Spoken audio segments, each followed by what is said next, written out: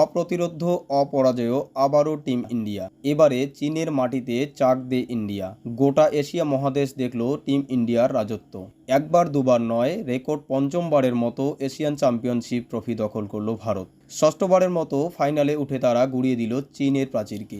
এবারের এশিয়ান চ্যাম্পিয়নশিপে defending champion হিসেবেই যাত্রা শুরু করেছিলেন হরমনপ্রীত সিংয়ের টিম ইন্ডিয়া। গতবারের মতো এবারও এশিয়ান চ্যাম্পিয়নশিপ ট্রফি ছিনিয়ে নিল টিম ইন্ডিয়া। চীনের মাটিতে চীনকে হারিয়ে তেরঙ্গা ওড়ালেন হরমনপ্রীত অ্যান্ড কোং। গোটা টুর্নামেন্ট জুড়ে অপ্রতিরোধ্য অপরাজিত থেকে চ্যাম্পিয়ন হলো টিম ইন্ডিয়া। গ্রুপ পর্যায়ে চীন, মালয়েশিয়া, কোরিয়া, পাকিস্তান, জাপান সব দলকেই নাস্তানাবুদ করেছিল টিম ইন্ডিয়া। মাসখানেক আগে প্যারিস অলিম্পিকে ব্রোঞ্জ জিতেছিলেন হরমনপ্রীতরা। এশিয়া সেরার প্রতিযোগিতাতেও সেই ধারাবাহিকতা বজায় রাখল টিম ইন্ডিয়া।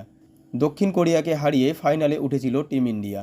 আর ফাইনালে সুখজিৎ, হরমনপ্রীতরা 1-0 গোলে হারিয়ে দিলেন চীনকে। গ্রুপ পর্বের মতো ফাইনালের ম্যাচটা সহজ ছিল না মনদীপদের কাছে। গোটা ম্যাচ জুড়ে আধিপত্য বজায় রাখলেও সহজে গোলের দেখা মেলেনি।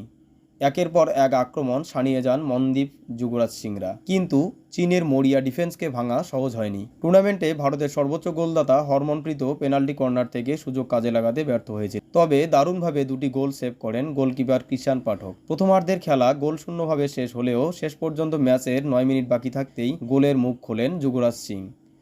তার দুরন্ত শটে ভেঙে পড়ে চীনের প্রাচীর। শেষ পর্যন্ত ওই এক গোলই ব্যবধান গড়ে দেয়। চীনকে হারিয়ে এশিয়ান চ্যাম্পিয়নশিপ ট্রফি আরও একবার জিতে নিল টিম ইন্ডিয়া।